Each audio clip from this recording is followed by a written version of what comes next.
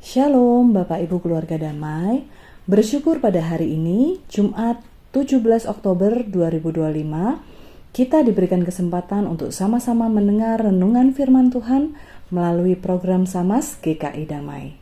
Mari kita berdoa terlebih dahulu.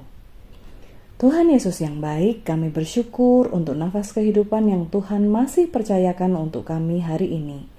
Kami mau hidup kami ini dipenuhi oleh Roh Kudus dan firman-Mu, sehingga kami bisa hidup menyenangkan hati Tuhan. Sebentar kami akan merenungkan sebagian dari firman-Mu, kiranya Engkau memberkati kami. Dalam nama Tuhan Yesus kami berdoa. Amin. Sobat Samas, nats firman Tuhan hari ini terambil dari Yohanes 14 ayat 15 sampai 21. Demikian. Jikalau kamu mengasihi aku, kamu akan menuruti segala perintahku. Aku akan minta kepada Bapa dan Ia akan memberikan kepadamu seorang penolong yang lain, supaya Ia menyertai kamu selama-lamanya, yaitu Roh kebenaran.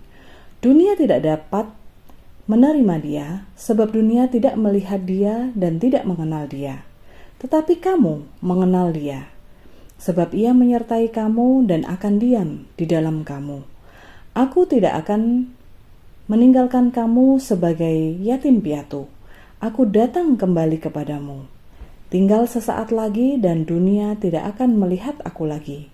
Tetapi kamu melihat aku, sebab aku hidup dan kamu pun akan hidup.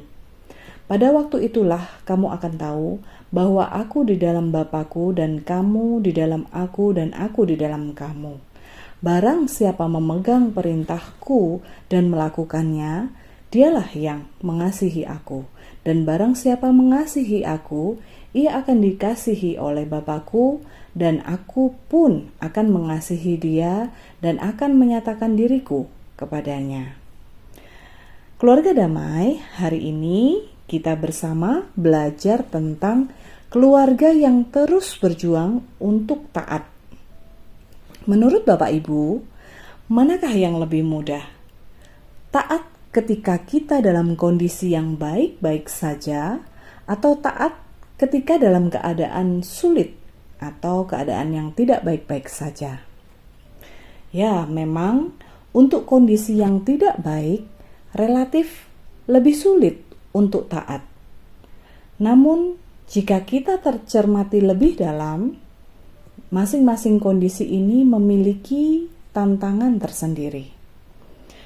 Yang pertama, ketika kita dalam kondisi yang baik-baik saja atau sedang aman dalam segala sesuatunya, hal itu dapat membuat kita terbuai dengan kenyamanan sehingga melupakan hal-hal yang harus kita pegang erat sebagai panduan hidup kita, yaitu perintah Tuhan yang tertulis dalam firman-Nya.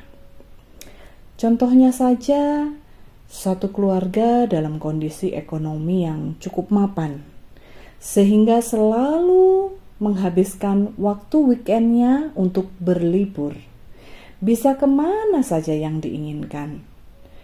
Nah, namun hal itu membuat keluarga ini tidak bisa beribadah ke rumah Tuhan pada hari Minggu.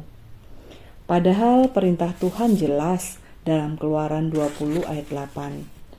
Ingatlah dan kuduskanlah hari Sabat.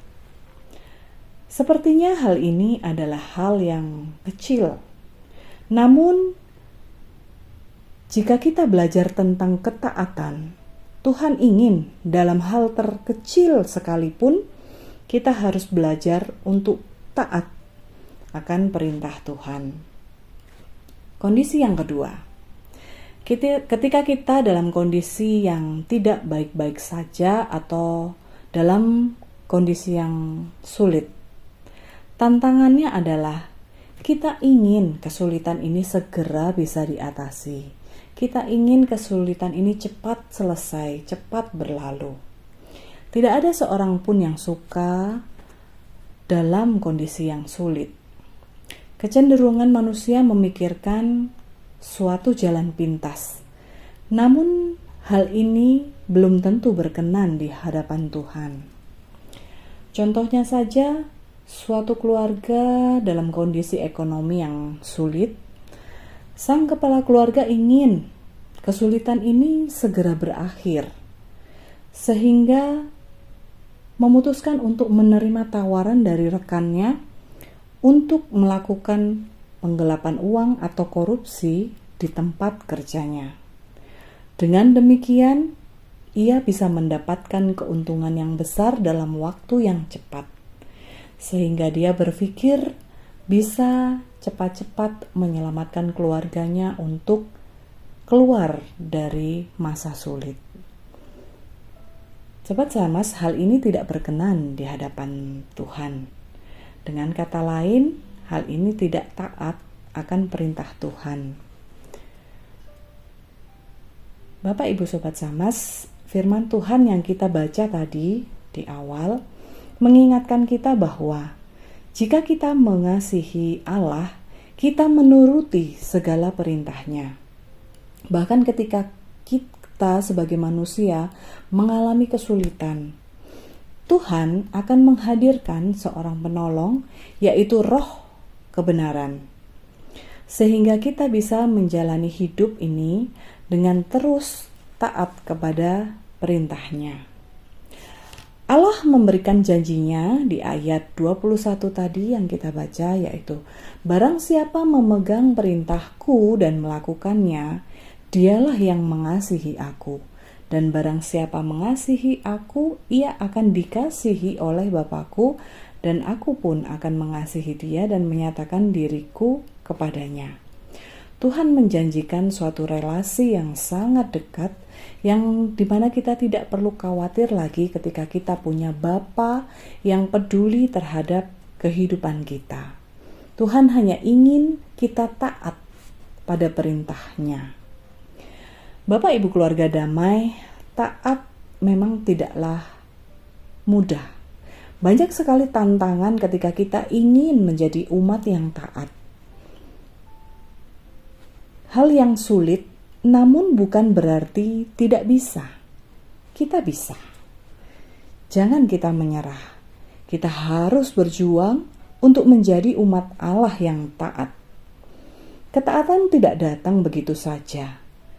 Itu harus dipupuk, disirami, dirawat, dan diusahakan terus-menerus, sehingga hal itu menjadi suatu yang bisa bertumbuh dalam kehidupan kita. Begitu pula hal itu harus kita ajarkan kepada anak cucu kita. Kiranya kita semua bisa menjadi teladan iman, baik bagi sesama kita, umat Allah, dan bagi generasi selanjutnya. Tuhan memberkati kita senantiasa. Mari kita berdoa.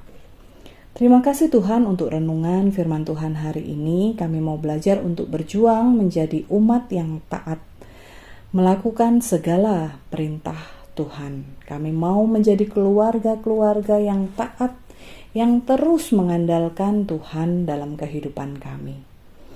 Ampuni kami jika sampai saat ini kami masih jatuh bangun dalam hal ketaatan. Kami mau mengingat terus janji Tuhan bahwa Engkau akan menolong kami untuk menjadi umat yang berkenan di hadapan-Mu. Berkati kami Tuhan untuk kehidupan kami hari ini dan selanjutnya, dengan segala rancangan kami, dengan segala aktivitas kami, kiranya Tuhan sendiri yang menolong kami, melindungi kami. Terima kasih Tuhan untuk renungan kami hari ini. Di dalam nama Tuhan Yesus kami berdoa. Amin. Tuhan Yesus memberkati kita semua.